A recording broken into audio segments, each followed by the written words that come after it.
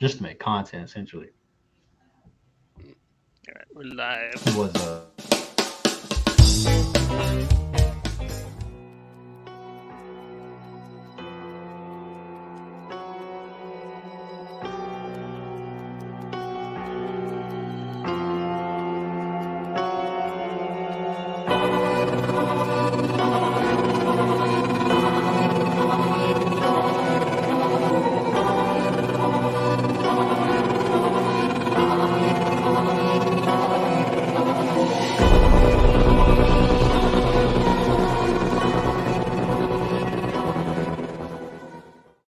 Bing buzz.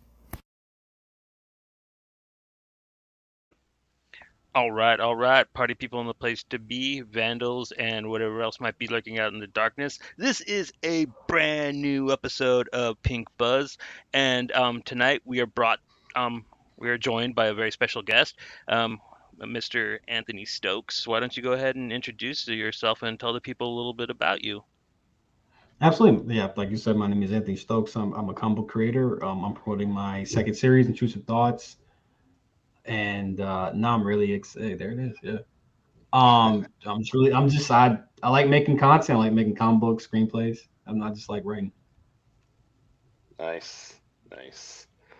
Uh, so like we were discussing before we went live, we do a little check-in every episode. So that's Hmm. usually how we pick up the show. Uh, so seeing as how you're a guest, we'll let you go first for the check-in. Uh, what usually it's either something you've read, watched, whatever, anything that you've done, watched this week, read this week that you thought was interesting or worth mentioning. So. I saw Ant-Man 3 on Sunday, and Mm. it was okay. Not much to speak. It's not a No, great no, check-in. It's getting a Yeah. yeah. lot of hate. Like a lot of people are like really wiping their butts with it. So, would you say it's one of the lesser MCU films lately, or is it standard lately a modern MCU film? I think things can be bad in different ways, right? Like, I'd always prefer like a mess over like just a boring movie, Mm.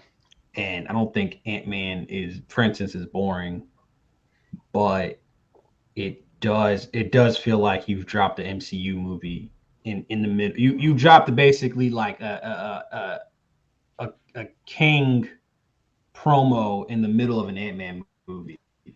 So I can understand the frustration 100%. And then I can also understand if somebody. I mean, it's just one of those movies where it's like I can kind of see it. I can see it going anywhere from like a 3 to 8, just depending on your mood. So I think whatever hate is warranted, whatever praise is warranted. It's just one of those things. Yeah, yeah. Fair enough. It's some people were talking about like superhero movies if they're like going the way of the dodo or whatever. Like if people are losing interest, and like I said, I'm not really losing interest in superhero movies.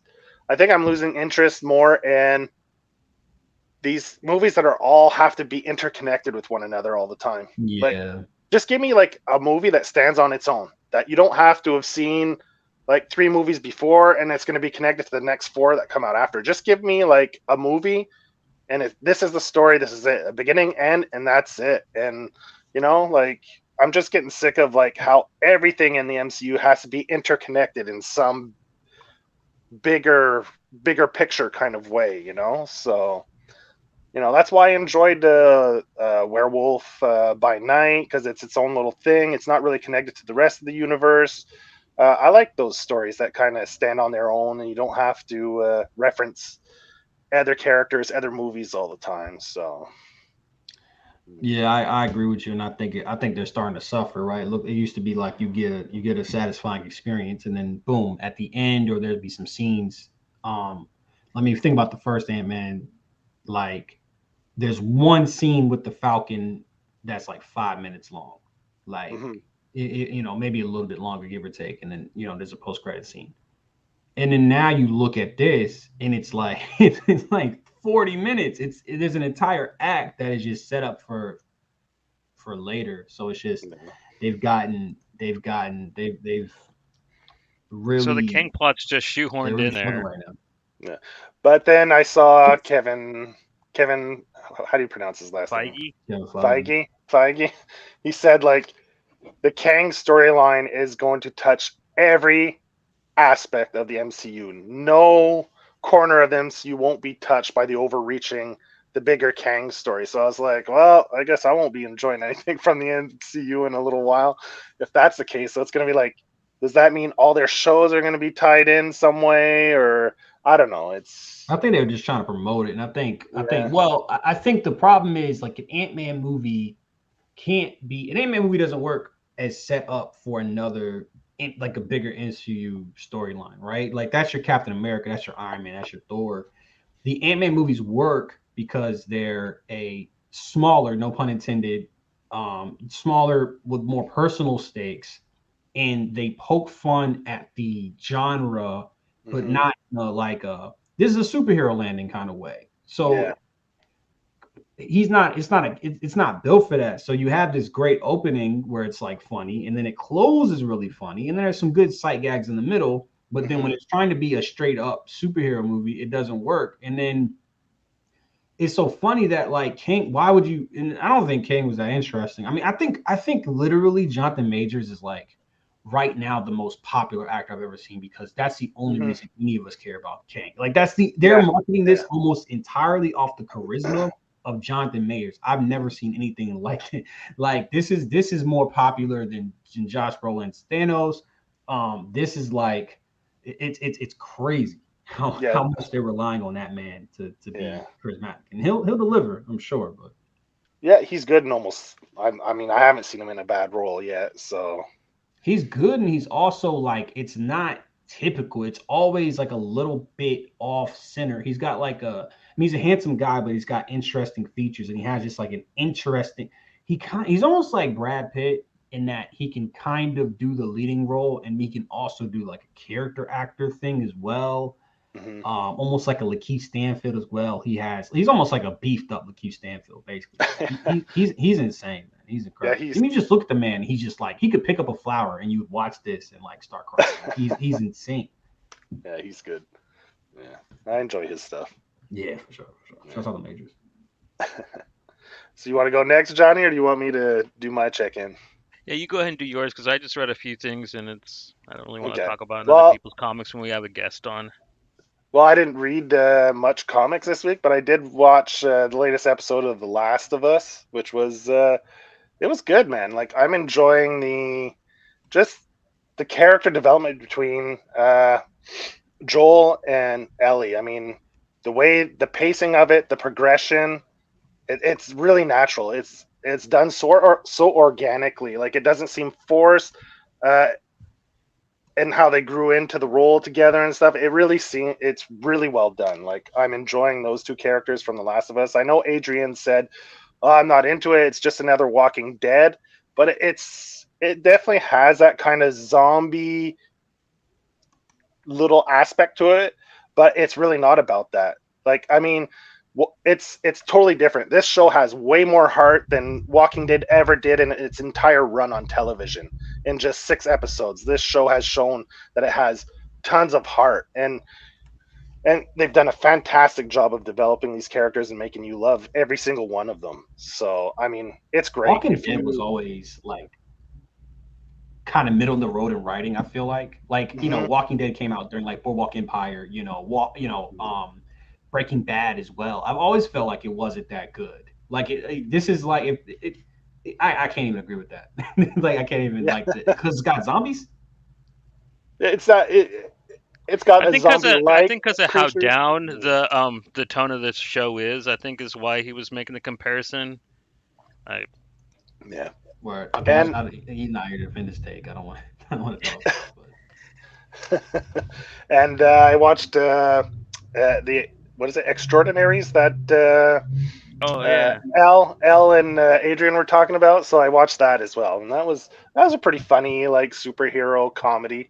It wasn't bad. I enjoyed it. It was pretty good. Yeah, yeah.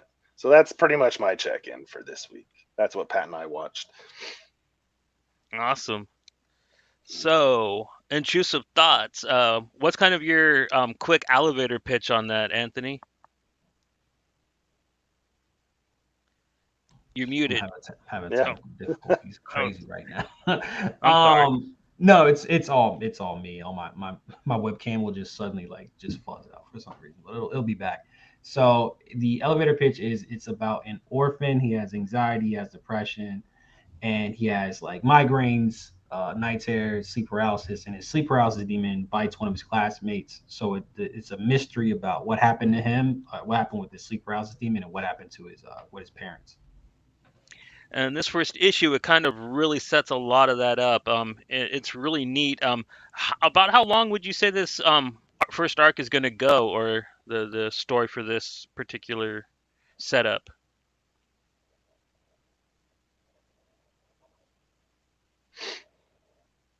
Oh,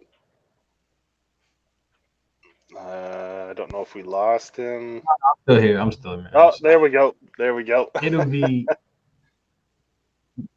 crazy technical difficulties right now. It's going to be 6 issues. 6 issues Issue. long. That's cool. That's pretty good. That's a 6 issues long. mm. I and these like the I stories. like the smaller ones. Yeah, and these stories like we read your three Decay books and this one, and yeah, like how much of your story comes from like your storytelling comes from personal experience, or because it definitely has a personal feel to it. Like it definitely feels like you're telling a story from your own personal experience and your experiences to a certain point. Uh, and I noticed at the end of your Decay books, you had a picture. Is that of you and your brother?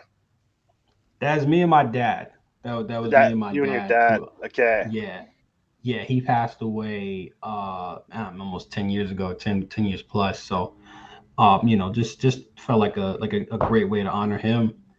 And I think the thing. Well, I look at it like almost like you have a premise, right? And then I think what's the soul, and kind of the soul is what part am I putting in my of the my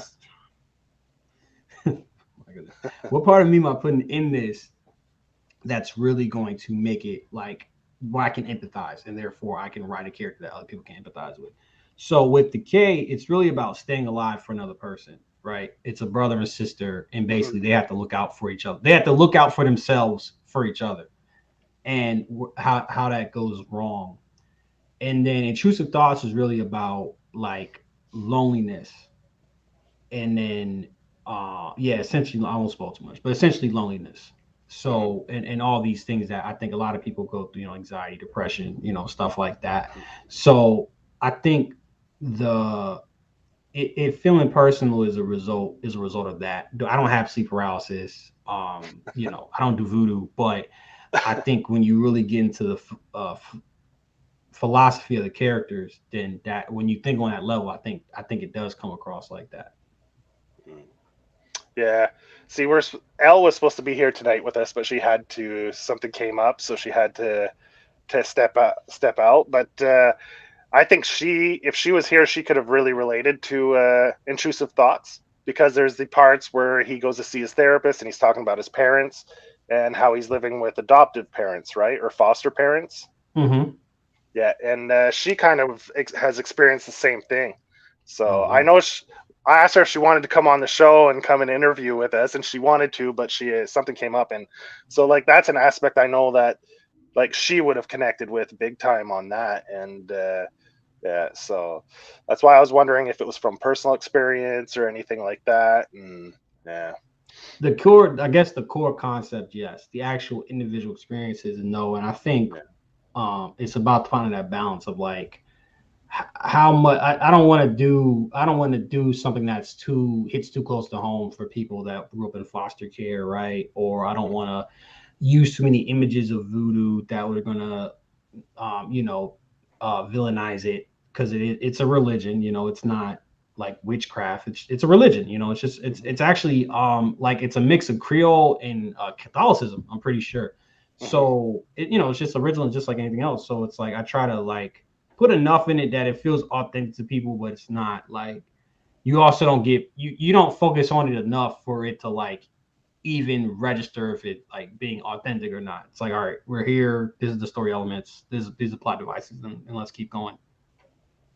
Nice. I really like the idea of the beast inside the snow globe.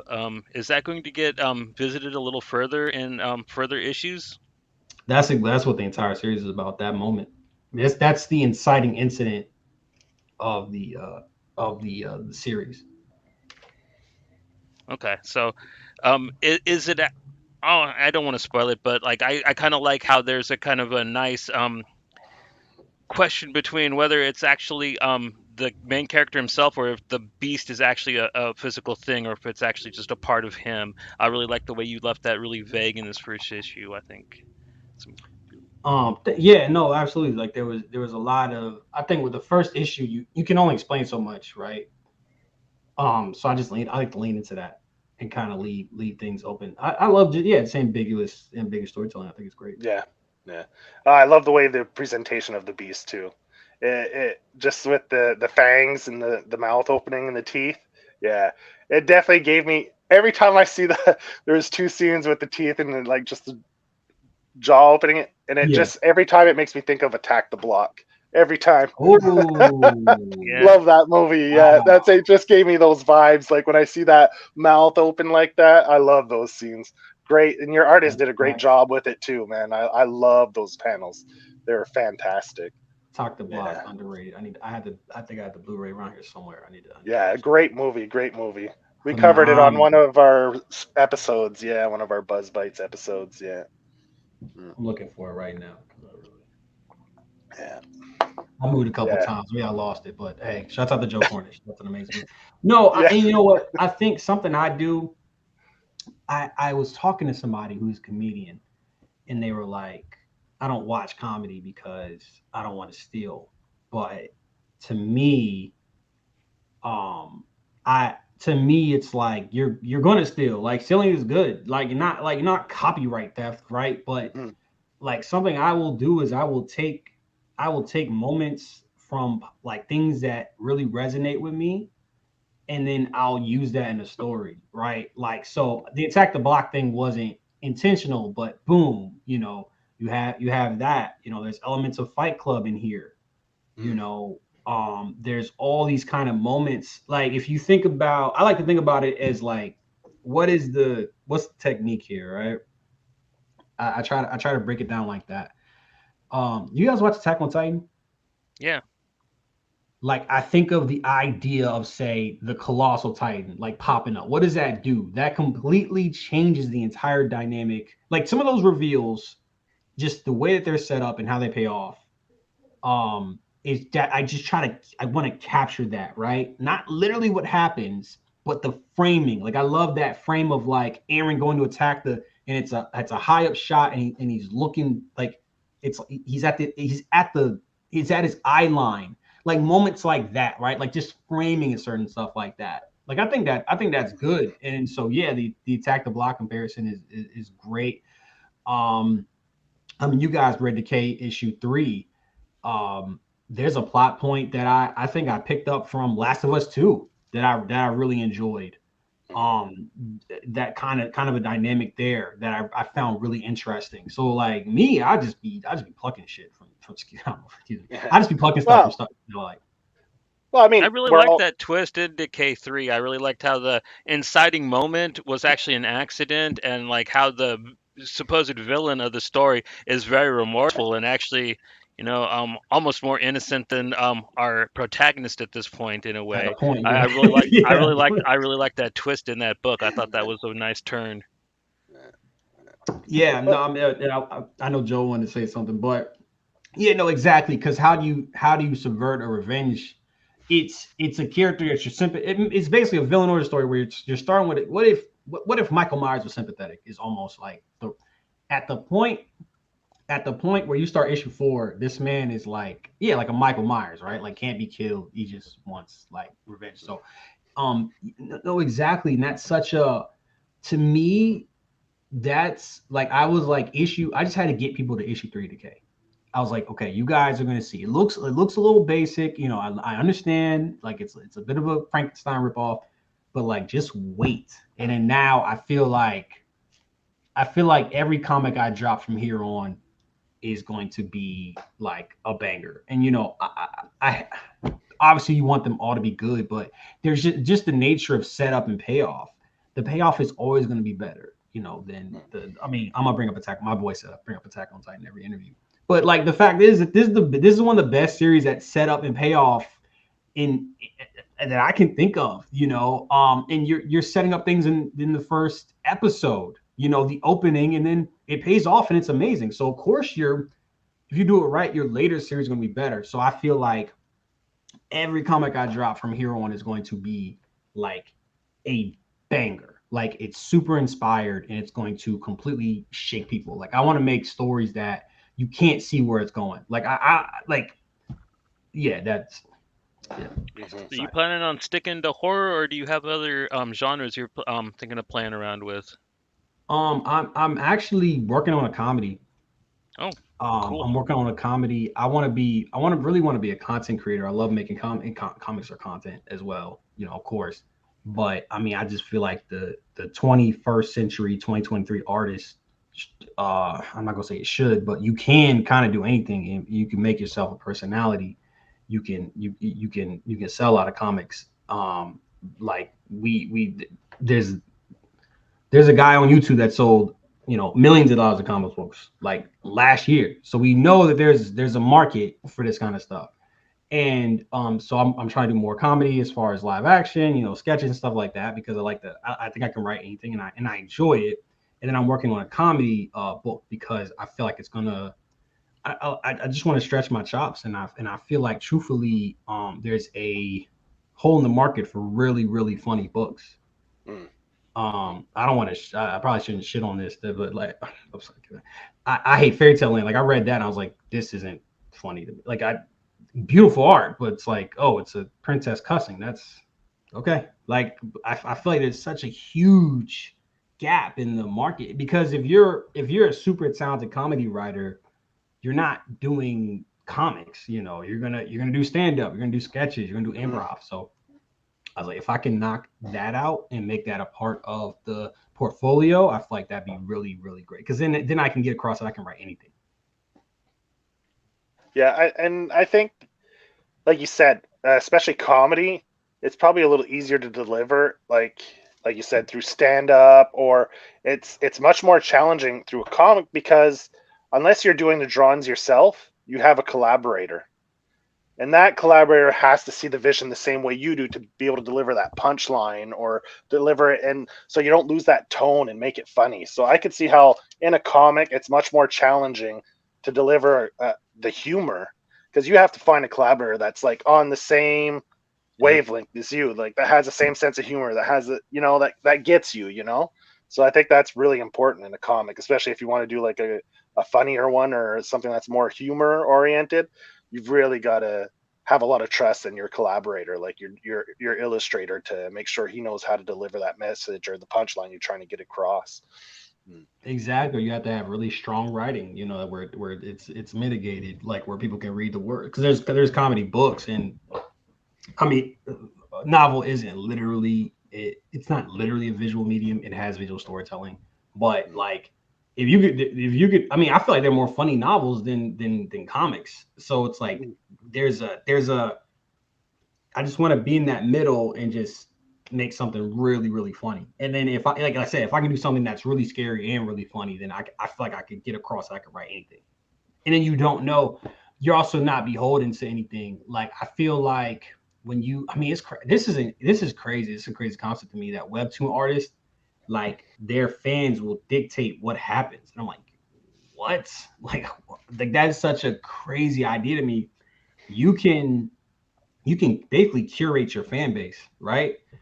And like I don't think a Stokes fan would ever want me to stay just doing horror. I think they want me to do different stuff, and that's really good when your fan base like will give you that freedom.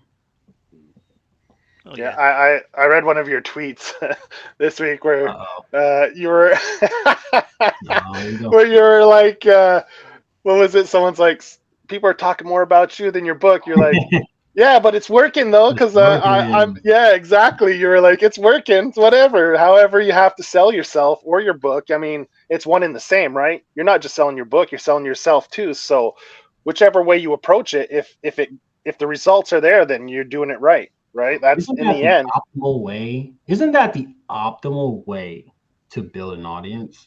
Yeah. Well, look Like, at Chip Zdarsky. yeah. His personality is just as big as his books, right? He does viral videos and stuff like that, and he's I become, read his new thing. He writes about himself now. He actually makes his books are about him now. so like you I'll can do say you what you one want. better. Alan Yeah, Moore. Like, he's yeah, a phenomenal writer, but he also doesn't shave. You think that none of that's performative? And like the like I did an audit of like what was going to give me the most results with the least amount of effort. Like, I do that sometimes. And the tweet's the easiest thing. It's the easiest thing in the world. Versus making a comic book. One, I have to make a comic book. I got to find all the elements that require a comic book. Then I have to get people to read the comic book. I got to get them off site. It'd be the most optimal thing is to sell a book based on your personality, your persona, and then if you make a good book, people will like it. Um, and yeah, we have there are so many different like. I thought indie comics, the appeal for me, because I was trying to do screenwriting. My screenwriting career failed miserably as of right now. Not, we'll see. I'm like, oh man, this is gonna be like the Wild Wild West. I can do anything I want. And you find that people are putting restrictions not only on themselves but on other people. I'm like, in indie comics, why? We should be able to do anything we want. Like people are saying, oh, you don't do superheroes. Oh, don't sell nude covers or sexy covers. It's like, dude, there's no restrictions. And like personally, I didn't go. I have literally almost zero training, like formal training in writing. I took a film appreciation class, like 15 years into my writing career, and I just don't have. I'm not beholden to anything. If it works, it works. I'll do it. If it doesn't work, it doesn't. And you look at these things that people are doing. If the only justification for something is that people have always been doing this, I'm not doing it. If that's the only, you're not selling me an idea based off that. I'm sorry. You got to give me something else. These comic books are expensive. Time is a resource. I want to be using my time effectively. Bit of a tangent. So like this Kickstarter is wrapping up in about 35, 34 hours. So Yeah. anyone out there, Intrusive Thoughts on Kickstarter, Anthony Stokes, go back it. You still have a little over 48 hours. So get out there. It's doing really well. It's backing, but you can never have too many backers, people. So if you're watching or getting it on the replay, go back that book. You probably still have another 48 hours. Anyone catching it on the replay? Yeah. So not a lot of time. Yeah, but it's wrapping up, and it's been really successful for you, right? We were talking about it earlier. Your most successful Kickstarter yet? By far. Yeah. And let me say the number. So what's so interesting? What can drive you crazy as a creator, right? And not to say that non-creators won't understand. I mean, we all understand that things can look a certain way from a perspective and then not be the case, right? Somebody can be married and the marriage looks, these guys are a happy couple. You never know, right? Mm-hmm. My first campaign, the goal was 2K. The goal I made 3,700. But the comic book might have cost oh my goodness. The comic book might have cost 4.5K. Who knows what that first comic? I didn't know what I was doing to even track, right? So everybody's like, "Hey, congratulations!" I'm having mental breakdowns. There was so much family and friends, which is what they're supposed to do. But I also knew that wasn't sustainable. Oh my goodness, sorry, not anybody but this guy. And then he threw me off. Now, and really because I haven't really asked them, none of my family backed. And again, because I didn't ask, not that they're not supportive. And now my friends that are backing, I think they're very invested. Like, I think they like it. They like everything. They're backing because they want to at this point. So this 55K is almost even better. It's almost even better than it looks. Like it's almost like $1,000 better than my old kid. I can't even articulate like how much more sustainable this campaign was. Like I think this campaign did well because the art was good. I Mm-hmm. think man, I've been doing so many interviews. My social media profile has risen. My network has risen. Those are all sustainable things, right? Mm-hmm. So it's even better than it looks relative to before. I'm not having a panic attack right now. I'm the fulfillment. like I got Yeah. like 100. I had 100 Gemini mailers. Like you were saying, you can't have too many pledges. I might Yeah. throw in some Yeah. Gemini mailers. Yeah. But I mean that's good problems, right? Yeah. Yeah. Exactly. Yeah. That's like every Kickstarter, guys. Like Yeah. fulfillment. Now the tedious work starts. Right, packing everything up, getting it down to the mail. That's yeah. The I people think at the post office You're hate. already ahead of a lot of people. I mean, the book is finished. At least you have Yeah. that going for you. I mean, like that yeah. is. This is some good news, man. I think I ordered 250 copies of Intrusive Thoughts, and I go to my closet like I probably got a box of these. I was out. So the first run, I think I sold like 200 copies almost. So it's really good problems, but it's still a problem. So I had to order more. It's the worst thing in the world is when you realize you have to spend more money because you made too much money. It's the Well, life I of an mean, entrepreneur. so this is your fourth Kickstarter. So basically, you like keep building your audience, right? Your following keeps growing with each time you come out. You present your work, so that's a good sign. I mean, it shows that Yeah, and like you said, you didn't know what you're doing on the first one, so no, you probably made a few mistakes, and that you're growing as you go. And I was wondering, now you have three three issues of Decay. You have Mhm. your first issue of Intrusive Thoughts coming out. Do you plan on doing any conventions? Is that something you plan on doing in the future anytime soon? Oh yeah, I went to conventions like man, I might have done 10 conventions last year. Okay. Um, don't know if I can do it. They're getting more and more selective. So Okay. at this point, the so part of my model, and I did this and I was right, but I printed too many variants. So Okay. variants are hard to sell. Like they're good, they're easy to sell in the first campaign, but it's hard to get people to invest in variants. So what you do is you do a big print order so you can go to a con. So it's dropping the price Hmm. per, it's making the margins better, and you can go to a con. Yeah. Yeah. Um, now it's like my plan is always sustainability, it's always long term. Hmm. Now my plan is to raise my profile enough that I don't have to apply for a con. I'm applying for a guest spot and Hmm. I'm getting a guest spot. So that's where my head is right now because if I can't depend on cons to make the bottom help the bottom line at this point because they're filling up, and then they'll call you. You can be on a wait list, but what if I'm not sitting around? What if I'm not sitting around just waiting for your call on a Friday night at 7 p.m. and the con Yeah. starts at 8 the next day? Mm. Yeah. So this one, like we said, is going to be wrapping up shortly in about 30 some odd hours. Um, what's your next Kickstarter? Are you going to keep going with Intrusive Thoughts? Or are you going to drop another Decay, or do you have anything kind of in mind for what's up next? Seeing as how you have two different titles on the go right now. I have a third title actually. Oh, Yeah, I have a oh. third title. It's not, it's trying to articulate right now. I had a problem, and my problem was I only had one series, and then I've now overcorrected to where I have too many series, right? So I have four. I have art for four different series right now that aren't completed, Okay. which is it's a great problem, right? All my problems are great, right? Mm. So that's the question is what's the release schedule for this? Hmm. Because I can make more per issue if I release it individually, but then I'm waiting. If I'm doing a Kickstarter, like in my original plan was to do like three Kickstarters a month, a year. That means I'm dropping one issue of a series a year, and then I still have the fourth series, right? Hmm.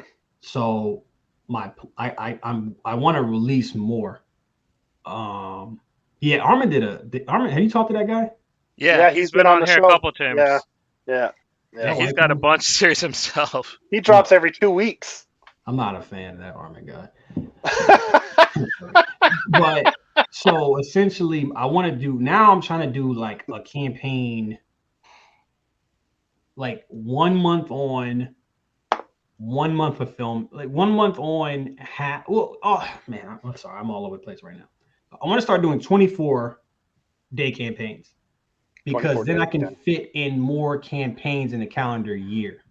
Because if I have 120 days of campaign and then I do, I think the math works here. I can do 4 30-day campaigns or 5 24-day campaigns. I think the math does Okay. check out there. So that's something. I mean, that's one thing. So long story short, I'm doing Decay 4 and 5. I'm trying a double release because to me, the thing is getting that back catalog is in filling up that con table where I'm getting residual income, right? And I can start these new series. I can up the art. I can do all these things. So I'm doing Decay 4 and 5, and then I'm doing a Decay trade, and then I'm doing Intrusive Thoughts issue 2. Okay. That I'm pretty sure that's the release schedule. And I might do the third thing, potentially. I might do the third thing as well. So it's chaotic. It's pretty So your Decay is going to be 5 issues. So you got 4 and 5 left, and then that wraps that up, and then you're doing your trade. doing a All trade, right. which is not recommended to do a trade right after you wrapped, but No. Okay. I have to take. But basically, I'm starting on a Decay sequel spinoff, so that's exclusive for you guys. I need to take the money from the trade because the trade money is pretty much all profit because the artwork is already done, right? Hmm. I'm either taking that money and I'm printing like 1,000+ copies to get the margins real fat, or I'm gonna take that money and then make the sequel. And so I gotta start the sequel sooner than later, so it's ready. It's ready later, and then I'm gonna take the sequel in the trade and make an omnibus, and then that's gonna pay for the third spinoff, another exclusive. I'm overwhelming myself right now. Well, like you But said, man, hey, good problems to have. yeah. Yes, yes, beautiful problems. Everybody wants my stuff. I just gotta just gotta get it. So Yeah.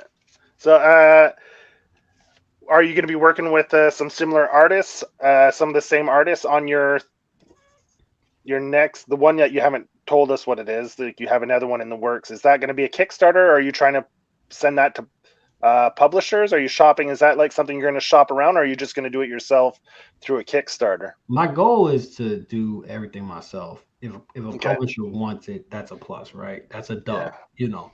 But you can't depend. Like I said, sustainability. No. I can't depend on a publisher, right? No. Yeah. Um, and then I'm sorry, what was the question you asked me?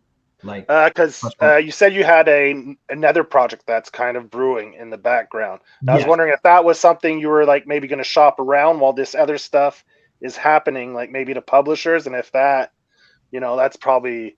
I was just wondering if that's why you were kind of working on that to pitch it, or if it's going to be another Kickstarter. so this is going to be a manga, and I Oh, love manga. nice. I grew up reading Yeah. manga.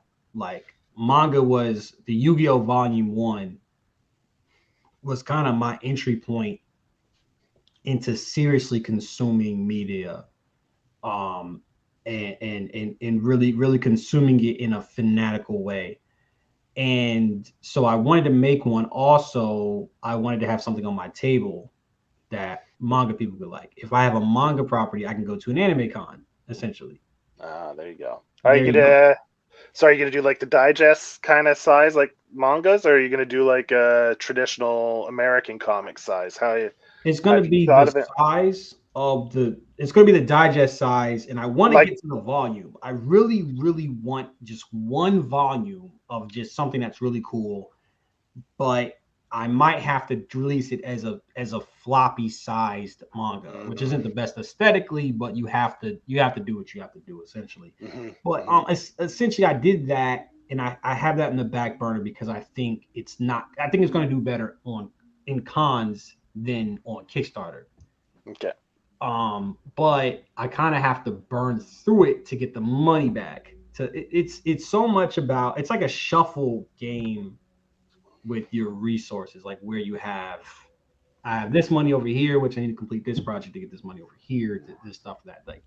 So I think I'm gonna drop it into this year so I can just get the money, and then I prefer the financial flexibility, and I kind of put myself in a corner to where I have to do more Kickstarters now. But the benefit of that is like I don't know who said it earlier, it might have been Joe. You're building your audience, you're finding new people, and that could, so that helps. For sure. Yeah. And like you said, you're putting out more content. You're trying to make more YouTube videos, because I saw you did a on the, was it Spider-Man?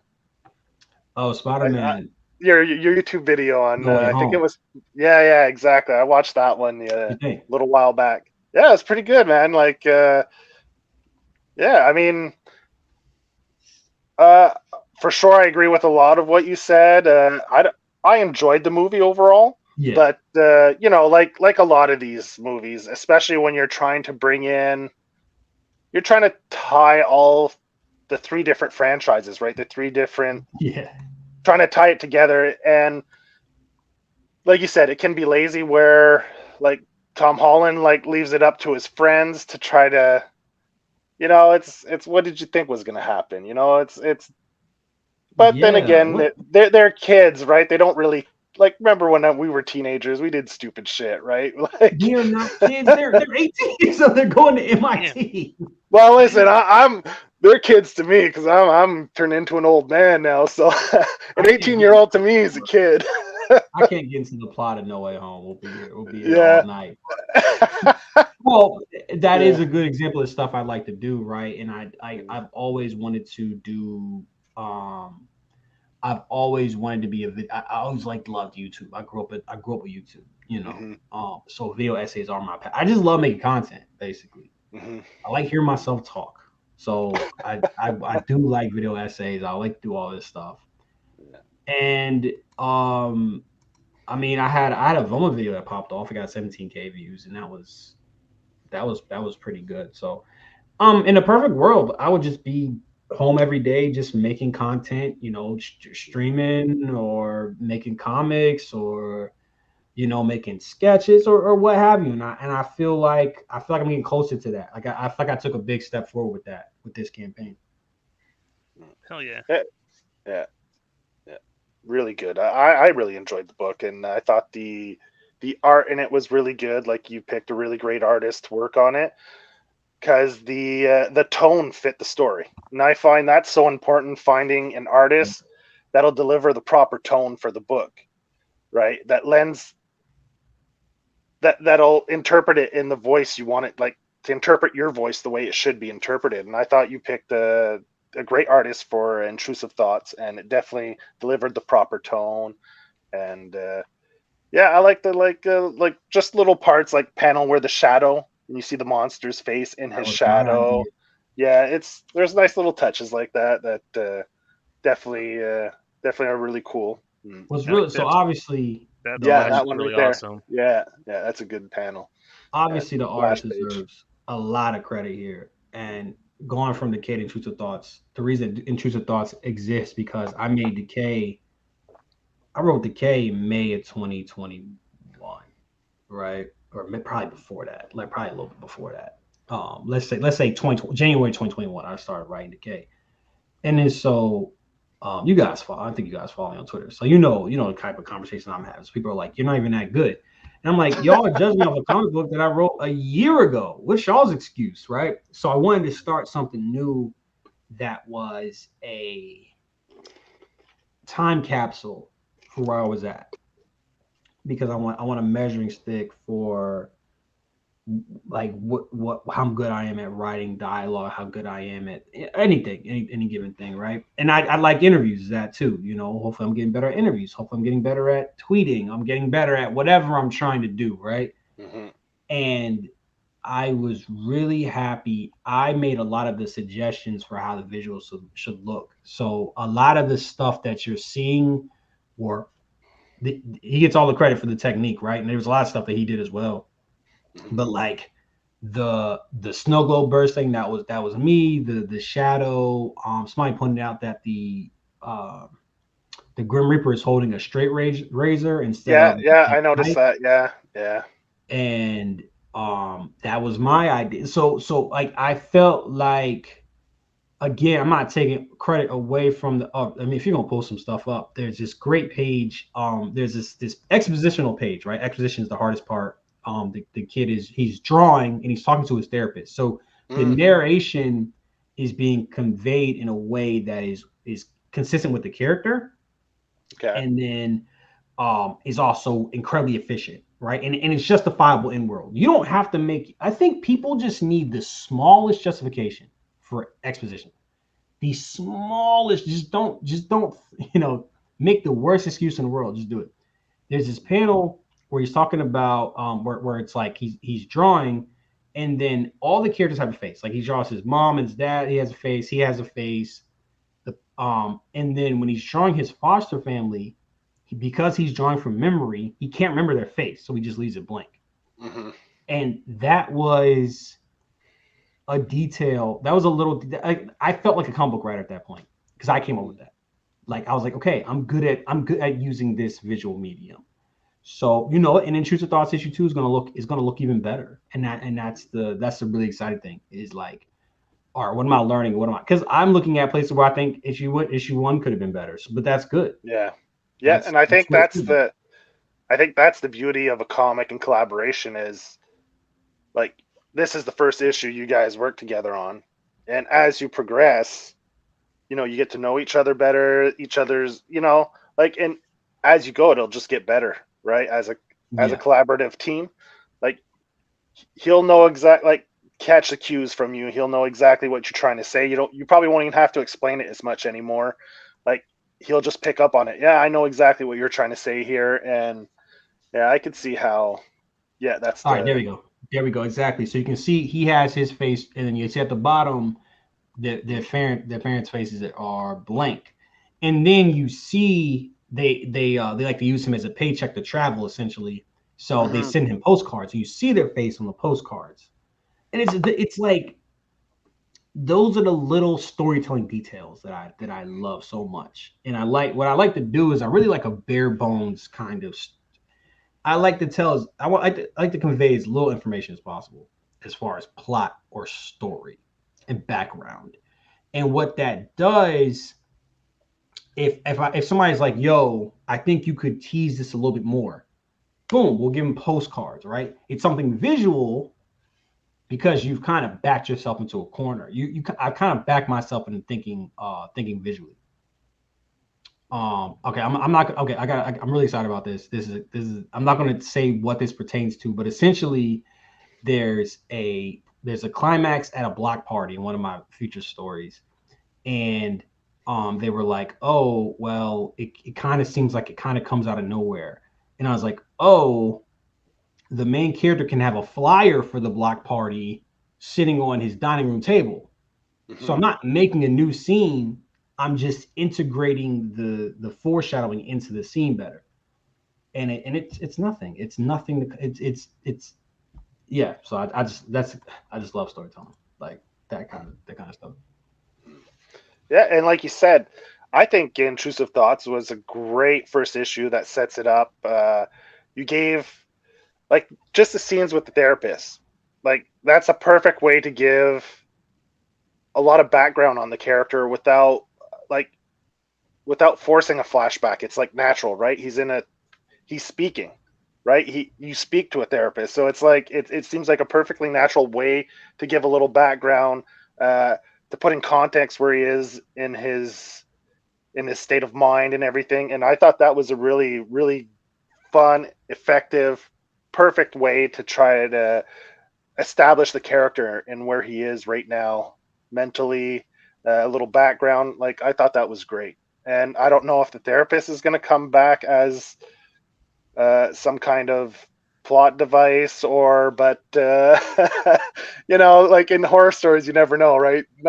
Things I'm don't chuckling always. because I'm Yeah, chuckling because yes, yeah, yeah. absolutely. It's gonna So be this. People are not ready. Like I had to play coy, but no, people are not ready for this. Like I truthfully feel like this will be an amazing series. Like I feel like this will be something that can go up against like a lot of other miniseries, a lot of great other miniseries. So I'm really excited for what's in store. And I think nobody. I don't think anybody knows what's coming. Like, and that's the best part because the stories that I love are the ones that surprise me. I remember watching Parasite, and I'm a big movie guy. Honestly, I love movies. Like I love movies more than comics. I'm not gonna lie to you. Like I respect the medium of comics so much. Like I'm working so hard that I can, add a lot to this medium. But movies are just like what I get out of bed for. I love writing dialogue, and it's like, look, a great line of dialogue in a comic book it's just like we're talking about the comedy thing, right? Like it's not gonna match hearing the.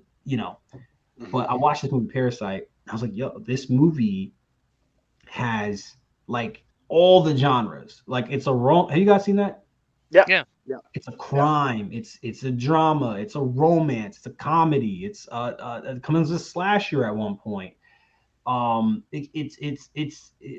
It just does everything, and it'll switch effortlessly in between these things. And I was like, this is the kind of stuff I want to make. I kind of want to make stuff that's genreless. That I would say. Obviously, it's at the end of the day, it's going to fall into a pocket, right? But if you can have the audience in suspense to where they don't know where it's going to go next, um, I'm gonna reference I think about like Toy Story, right? I know you guys seen that. Like, there's some scary moments in Toy Story.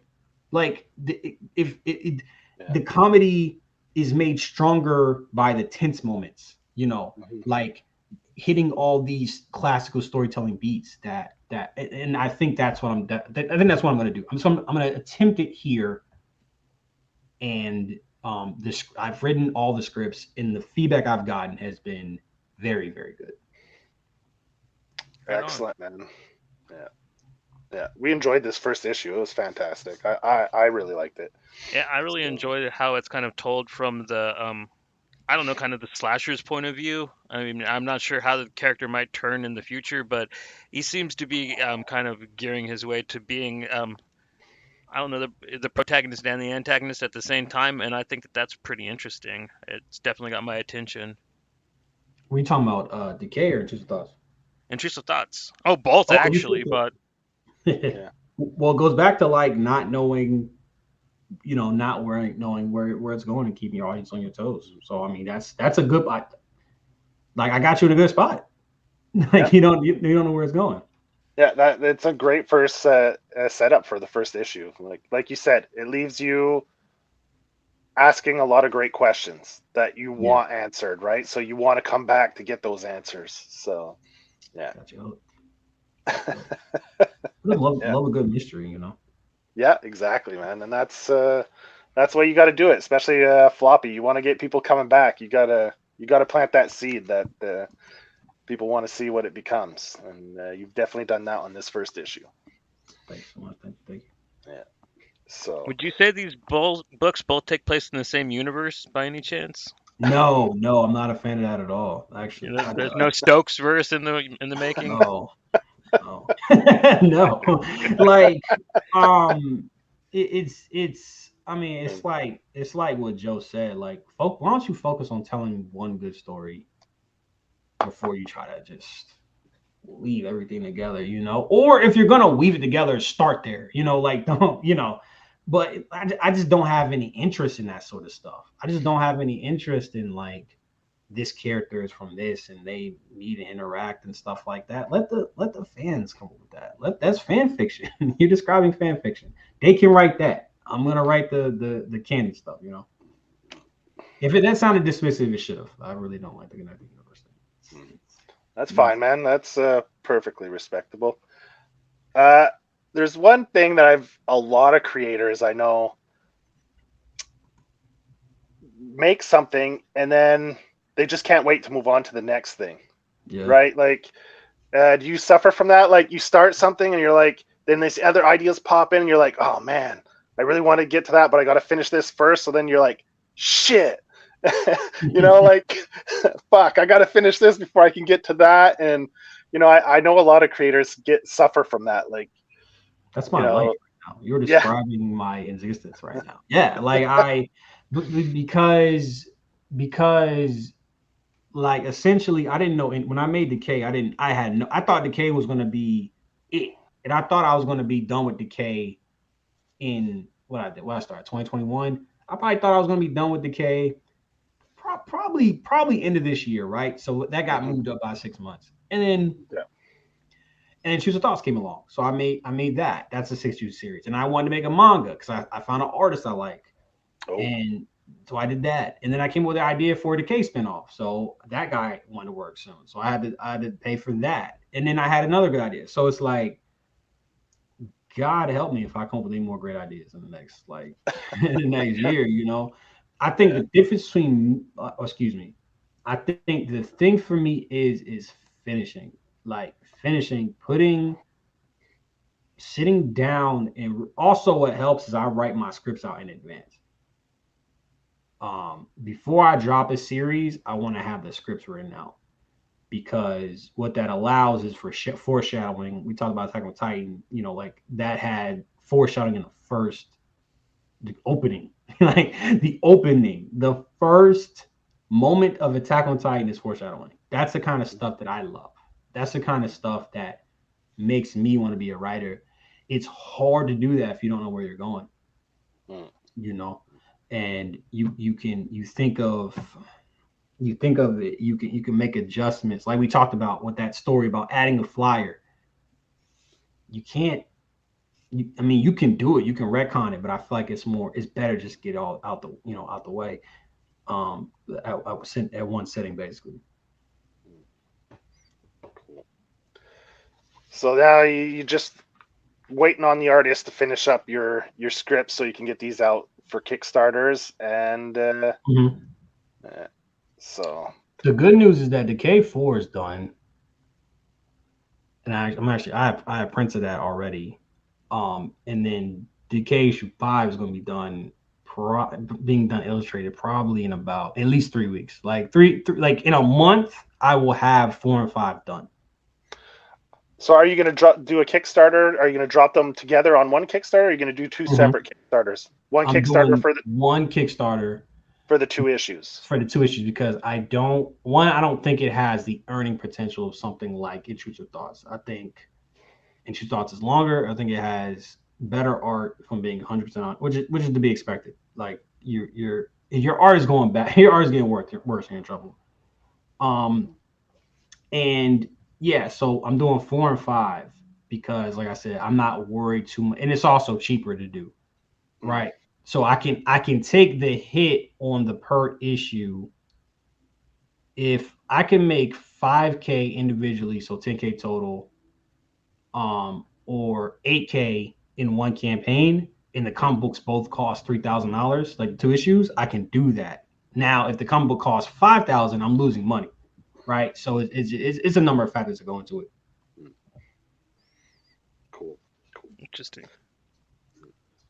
Nice. Lot of And issue 2 of Intrusive, have you started work on that, or are you waiting for this? Were you waiting to see how this campaign went before you had got started on issue 2, or? As I alluded to, Intrusive Thoughts is way more expensive than than the Yeah, cake. yeah. So essentially, I mean, and even then, that's something I'm considering. Do my artist works really fast? My artist can get, I'll say it publicly, but my artist can get a 28-page comic done in 2-3 weeks. Nice. That's pretty good. So do I even do what I usually do is crowdfund, and then I get so sorry. I pay for everything, I get it printed out, and then I do the crowdfunding to get the money back.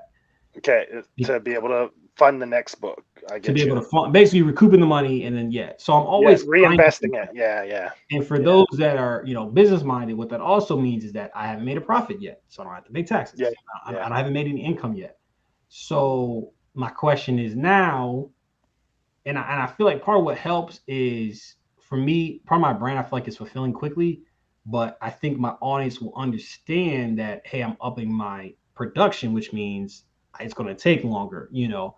Mhm. Now, do I, if I can get an issue done in 3 weeks, do I start do I start early and then get the pages for promo and then like do I do I do it a little bit slighter? But it's just questions, you know. It's who knows, you know. We gotta figure all this stuff out. It's Yeah, it's it's it's a lot. It's a but lot. it's good that your books are done ahead of time, like you said, Hmm. because that your fulfillment gets done a lot quicker. Like a lot of Kickstarters, man. You fund it, you back it, it gets funded, and then sometimes it takes a while for the books to come out. But I really have respect for people that do it like you do. Like finish the book, do your Kickstarter. So then once it's funded and done, man, the books are out the door and people get the books fairly quickly. So I At the respect that, very man. least, I'll get the digitals out the Yeah. day one, right? And everybody can get their digitals. Like Mhm. it's something, you know. Yeah. And like I said, I'll communicate to my fan base that, hey, that we're this is we I love, man. The last thing, I don't think I can handle the stress of like waiting on art. I don't think I ever want to wait on art before I'm fun, before I Yeah. get the, Yeah. that's Yeah. just Yeah. terrifying because what God knows what anything can happen at that Could point. happen exactly, and it has. I backed a Kickstarter and the artist got sick. Yeah, man. So so this guy had his book funded. The book was about maybe half done. The artist got sick, so they couldn't continue. So he had like you said, panic mode, right? People have backed this. It's funded. It reached its funding. You got to get this thing out, and you lose your artist. So now he's scrambling to try to find someone to finish the book. Uh, so like you said, book in hand, do your do your crowd fund. That relieves a bit of the stress that goes along with the unknown. Like you said, like if the book's not done, you don't know. Anything could happen. So yeah, I see that as being a good way to proceed with take some of the pressure and the stress off for sure. Yeah. Yeah, you can see the gears turn in my head right now because I'm like factoring that in. There's a million factors to consider, but part of the fun is like what this is kind of what defines you as creator. We had Armin in here, and I'll say this about Armin. Armin is very innovative. Armin is he's very well thought out. Like you look at the guy, you think he's a goofball, but he is very smart with his rollouts, and that's what defines you as a creator. Is like Yeah. how you deal with these elements and what approach you take. Yeah. Armin's one of the few guys that we've had on and we've talked to. Man, he does 14-day Kickstarters and his books get out fast. Yeah.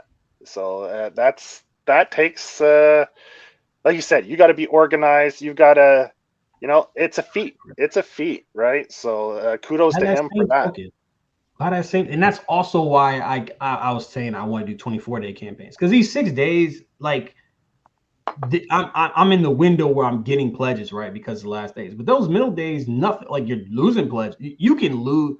I've Yeah. had days where I've lost money or just maintained it. It's like, you know what? I can use 3 of these 6 days to fulfill.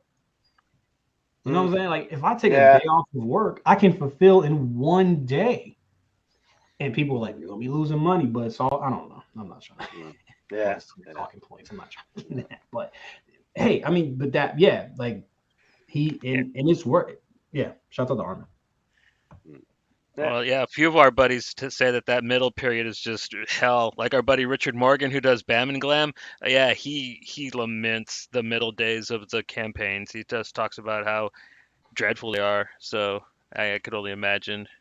If you're not doing like and now I think my campaigns typically I'm gonna pull up the for me, not for you guys. Sorry, I can't show you this, but essentially my second campaign, which is my previous best campaign, it was literally like a diagonal line. Like I'm really because I'm so active on Twitter, I am very good at not. I think I had one campaign where I had no backers on a day.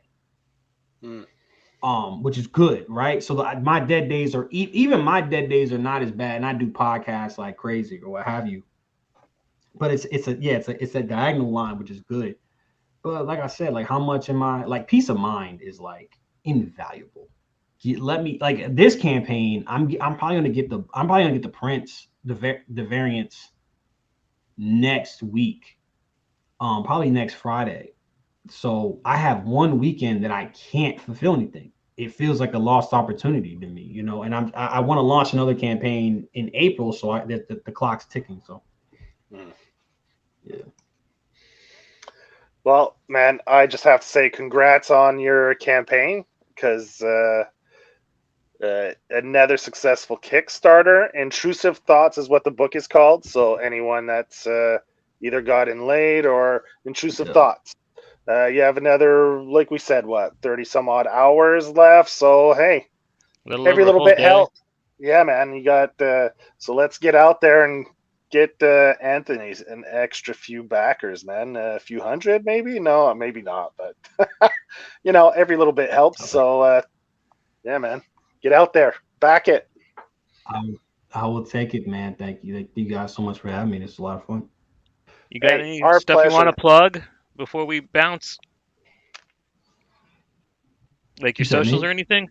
Yeah, you got any socials or anything you'd like to plug? Stokes the Writer, at Stokes the Writer on Twitter, at Super Comic Bros on YouTube. Are you on Instagram? Because I tried to find you on Instagram and I didn't see anything there.